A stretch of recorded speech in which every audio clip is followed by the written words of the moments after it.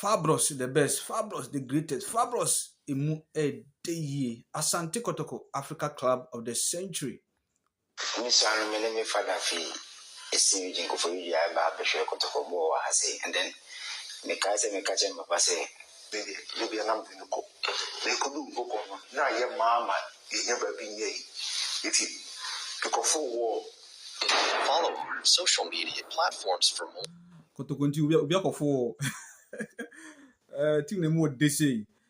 Makwa abadwuma dey media ne nanapo kubetumi afo betumi so like betumi so subscribe betumi so I like what comments be betumi dey aba e ho no abone edabo Asante Kotoko e ho no so Asante Kotoko Africa Club of the Century emu dey eno a mehu one or two things bi wo Adakojachi say eno fans ne etimi bayi pa e wo Adakojachi bra na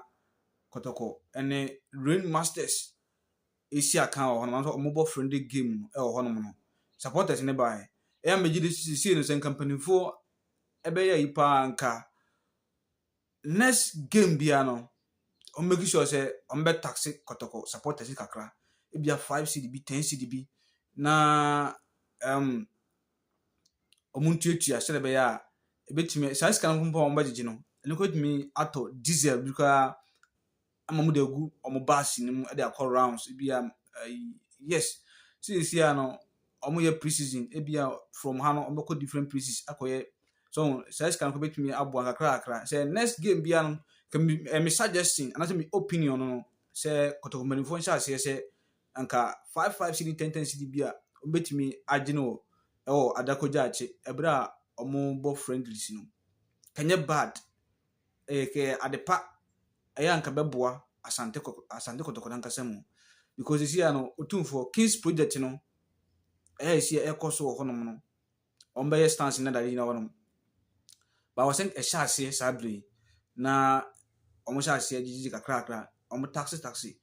fans no ba ho no mo jiji kakra no we cars any pa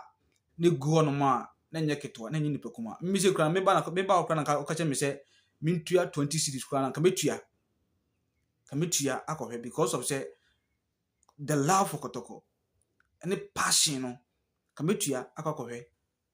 so that say ntina me ya ina me adwena anema na community mu na say kan nipa bebrebe egu anyina yi no na nka obi atwatwa akra de makotoko a nka no so betumi a support Asante Kotoko so baby o financially so what I say nti Kotoko benefo should think about this na yanko yenim ho no so na physician na me hwehwe one as Kotoko old bus no the Dr. Kwame Chiemu e bae ombeto ye no as me hunu say still MTN yin da so bo so say Kotoko MTN nye Kotoko headline sponsor ebio e ho no in say MTN for no yellow near that e pede ho Asante Kotoko bus no so what I say so money Kotoko partner biwa everything about MTN bia Kotoko yi bia also mu yifiri ho so what I say ni kwan say pede o Kotoko bus no ni kwan say mu gya no eno so me so me concern na ase me hu mahu a me pese mpanifo no so bi hwɛ me a obetimi address say no issue na say yellow no ne MTN ene na Kotoko new old bus no ho no omatimi ayi afre ho new bus ne mate say last me video fa won say new bus no ase ne color no e fade out eya yellowish bisa and me kan na ase benefo ma TV say benefo so before the league start no ombe branding no foforo sa ase na old bus no so I was say ehia branding new brand rebranding say be ya MTN for you know e wo ho no me be free ho so what I say and benefo to should take this thing into consideration na yanko yenim ne hwede ne be sa koma Asante Kotoko me de masimo team no hweme so shalom peace papa